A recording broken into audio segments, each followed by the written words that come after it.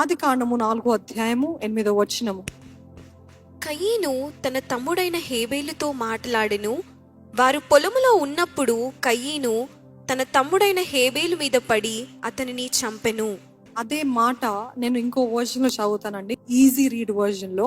కయీను చెప్పిన మాట తన సహోదరుడికి, మనము పొలంలోకి వెళ్దాం రా అన్నాడు కయీను తన తమ్ముడైన హేబేలుతో. కనుక కయీను హేబేలు పొలంలోకి వెళ్లారు.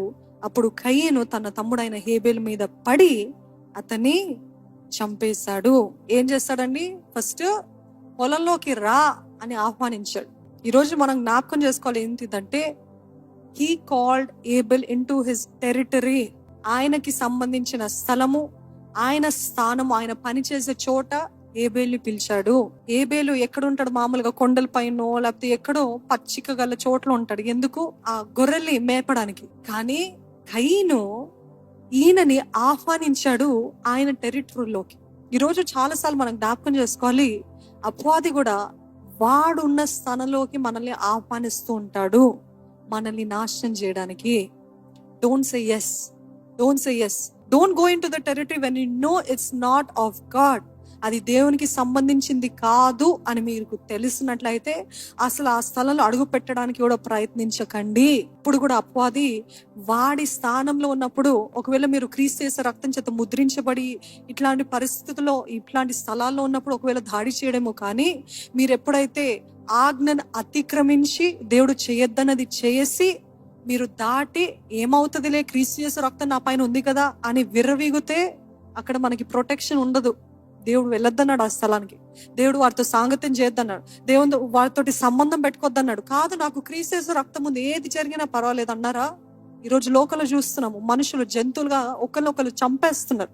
కొంచెం కూడా మానవత్వం లేదు, కొంచెం కూడా ప్రేమ కనికరము లేదు. జంతువుని హతం చేస్తున్నట్టు, ఒక మేకని హతం చేస్తున్నట్టు, ఒక కోడిని హతం చేస్తున్నట్టు మనుషుల్ని హతం చేస్తున్నారు. అట్లాంటి పరిస్థితుల్లో మనం ఈ లోకంలో ఉన్నాం. అట్లాంటి పరిస్థితిలో ఈ మానవత్వం లేదు, ఏ మాత్రము కనికరము లేని ఈ మనుషుల దగ్గర మనము దేవుని చిత్తము లేకుండా, దేవుని సహాయము లేకుండా, దేవుని ప్రొటెక్షన్ లేకుండా, ఆయన ఆజ్ఞని అతిక్రమించి దేవుని ప్రొటెక్షన్ నాకు కావాలంటే నిశ్చయంగా ఉండదు. నేను వాడిని పెళ్లి చేసుకుంటాను, దేవుడు దీవించమని చెప్పండి. దేవుడు అన్నాడు కదా, నేను అంగీకరించలేదు ఈ వివాహం అంటే. మరలా ఎలాగ పొందుకుంటారు దీవెన? పొందుకోలేరు. దేవుడు ఆ స్థలానికి వెళ్ళొద్దన్నారు. వారితో అసలు సాంగత్యం చేయొద్దు, వారు భయంకరమైన అపవాది సంబంధులు అని అంటే దేవుని ప్రేమ చూపించాలి కదండి, కనికరం చూపించాలి కదండి. వారు మారరు, వారు పాపం చేసేవారు. వారు ఎన్ని మాటలు దేవుడు వచ్చి చెప్పినా వినరు అని మీకు తెలుసు. కానీ పోన్లేనండి అని పోయారా? మీరు పోతారండి. బాధగా చెప్తున్నా నిజంగా. ఎందుకంటే ఇట్లాంటి పరిస్థితులు చూస్తుంటాం. కయీను టెరిటరీకి వెళ్ళాడు కాబట్టి అక్కడ ఆయన పైన పడి చంపాడంట. ఈ రోజు మనం కూడా అపవాది టెరిటరీకి వెళ్ళి నాకేం కాదులే అంటే అవ్వదు.